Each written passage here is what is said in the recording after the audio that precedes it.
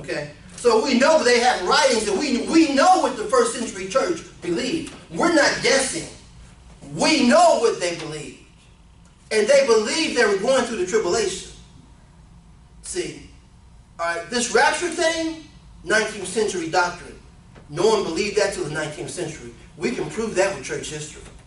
You can actually look it up, and you're going to find that the first century church believed they were going through the tribulation.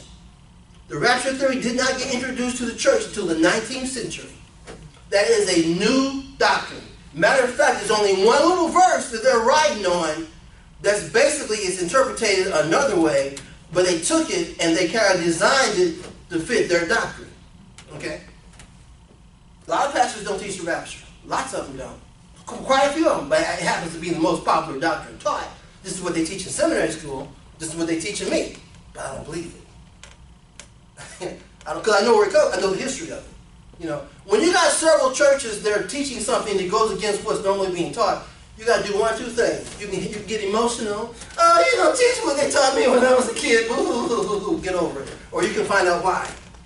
Okay, why are you thinking on that thought line? So let me take a look at all your information that you're using to support your view on end-time doctrine. Okay, because in reality, the rapture only has one verse. They're caught up in the air to meet the Lord in the sky. And I heard a pastor break that down. Basically what it meant was, back then, when a king approached, or some of a royalty approached the town, people would actually meet him. They would meet him there to welcome him to town, you know.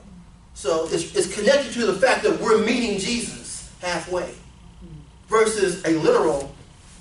Because if you think about it, let's say we're on an airplane, you got some high school kids or some babies in there.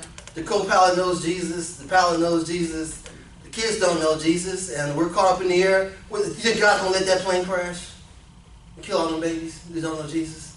Because you believe the rapture theory, that's what you believe. You believe one day, any minute, you're going to jet back out of here. You know, and they always show the scenario, the husband is left behind and the wife just takes off, you know. They always have that scenario, the husband's always the bad guy. You know? But if you look at the scenarios, that's, you know, as long as the wife and kids are gone, the husband, where everybody at? Like, the husband, the one that didn't know Jesus, so it's kind of like, you know. But that's what they're teaching. You know, they're teaching this. It doesn't make any sense. Because guess what? God doesn't operate like that. He never operated like that.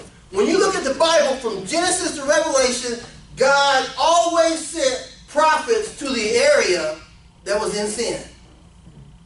He did it with Jesus. He did it with Elijah. He did it with Jeremiah. He did it with everybody. What makes you think he's going to change his method of operation right now? As messed up as this world is, he's just going to pull the spirit out and pull all the Christians out so we can get tormented by Satan? God ain't rolling like that. That's not even God's method of operation. That doesn't even make any sense. When you break down the rapture theory and you really look at it from a theological perspective, it's the dumbest thing they came up with. It's the dumbest thing they've ever came up with. The any minute doctrine, you know. Oh, we're going to be rewarded. We're going to leave all the bad kids behind so Satan can murder everybody else. It ain't happening like that. Number one, if Satan appeared and started cutting people's heads off, you know what happened? Every country boy in the country get his shotgun ready to rock and roll. That's what's going to happen. But Satan wants to be worshipped. Okay?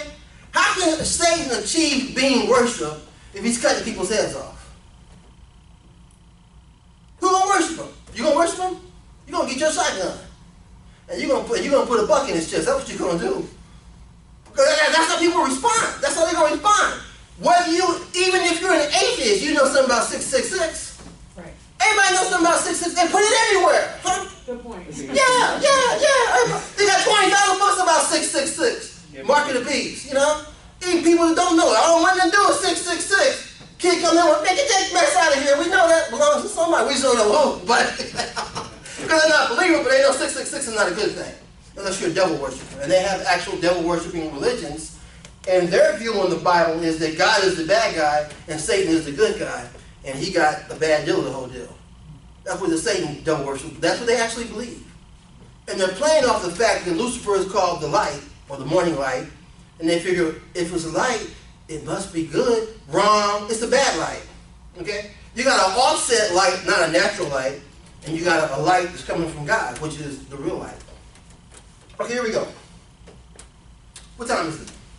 It's Okay, we're at Revelation 13, verse 14. And he does great wonder, so that he maketh fire come down from heaven on the earth in the sight of men. So this false religious figure, he's going to be doing miracles, counterfeit miracles, so the world can see him. Making fire come down from heaven. And you know, we live in a visual society. We don't think, as long as it looks good, we want a part of it. That's all. And the way this society operates now, being so visual, if we see somebody that looks like Jesus, bringing down the fire from heaven, that's the guy. I believe now. I'm a believer. I'm all Jesus today, but you following the wrong one, dude. You know? Here we go.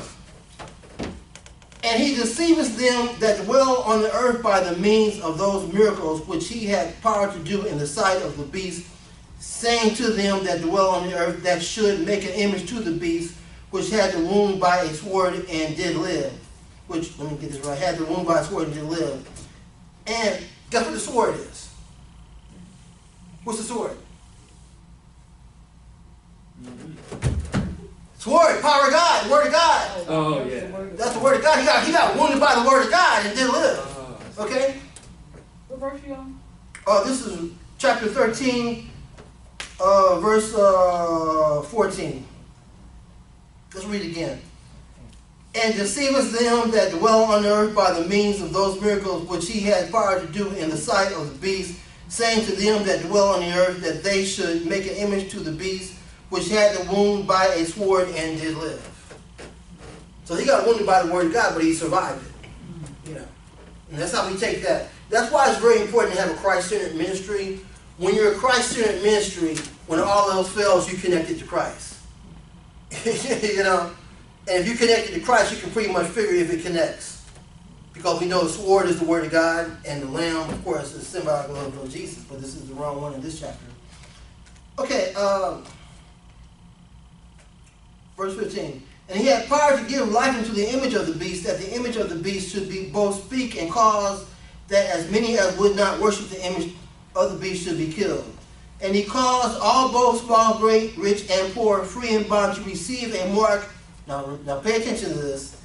In their right hand, or, don't forget the or in their forehead. In. Okay? What does your hand do? Going to work? Yeah. Your hand does the work. Yeah. Okay? Okay. So they're not doing the work of the beast, they'll receive the mark. And if they haven't created an altar in their mind to the beast, meaning they're worshiping the beast, they receive the mark.